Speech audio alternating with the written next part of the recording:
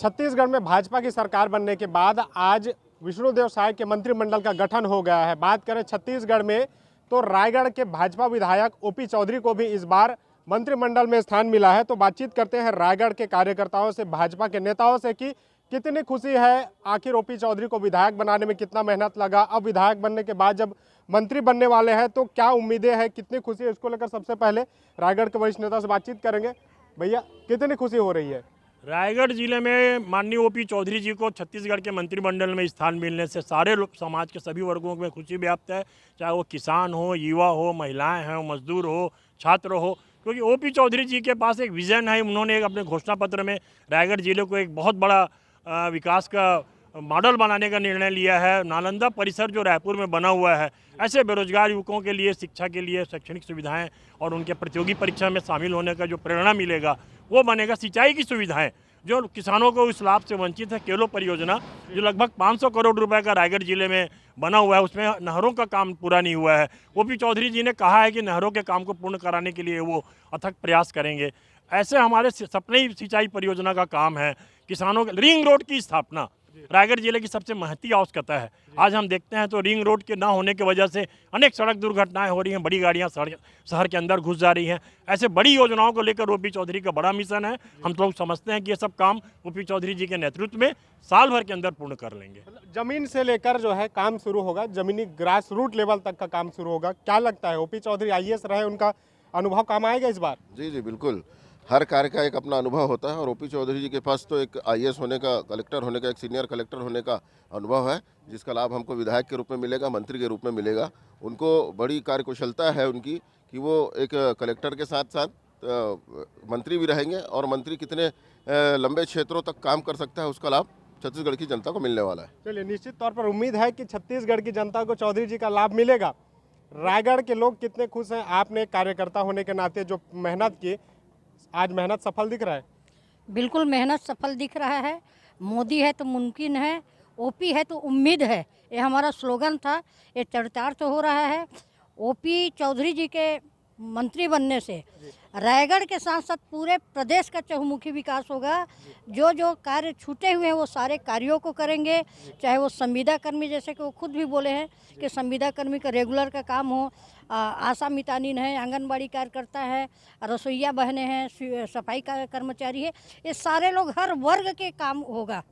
5 साल से रुका हुआ जो काम है वो अब गति पकड़ेगा। चलिए, विकास का काम रुक सा गया था, उसमें रफ्तार आएगी। क्या लगता है भैया, लंबे समय से आप रायगढ़ में देख रहे हैं, रायगढ़ से अब सीएम भी रायगढ़ के हो गए, मंत्री जी भी रायगढ़ से, कितनी खुशी होगी, कितना विकास की उम्मीद है?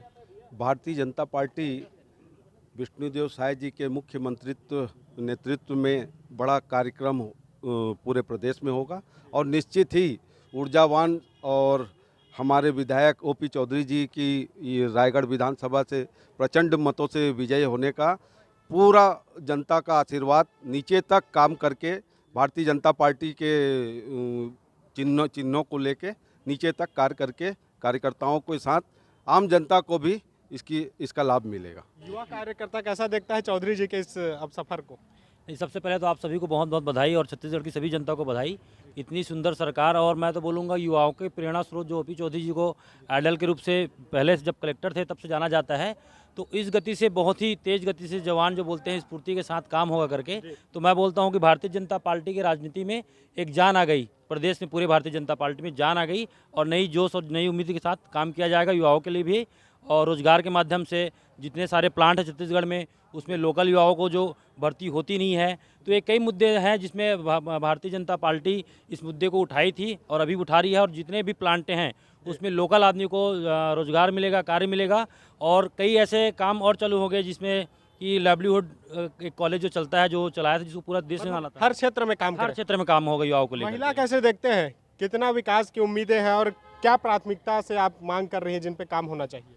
देखिए, जो 5 साल कांग्रेस की सरकार में काम रुकी हुई थी, 5 साल नहीं कहना चाहिए, हमको 20 साल पीछे ढकेल दी है कांग्रेस की सरकार।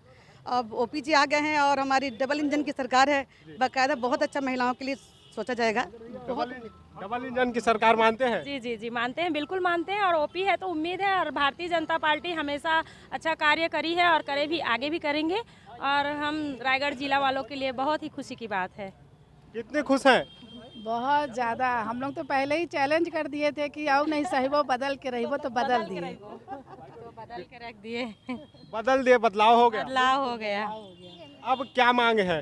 अब छत्तीसगढ़ में बस विकास विकास विकास और विकास की गंगा बहेगी।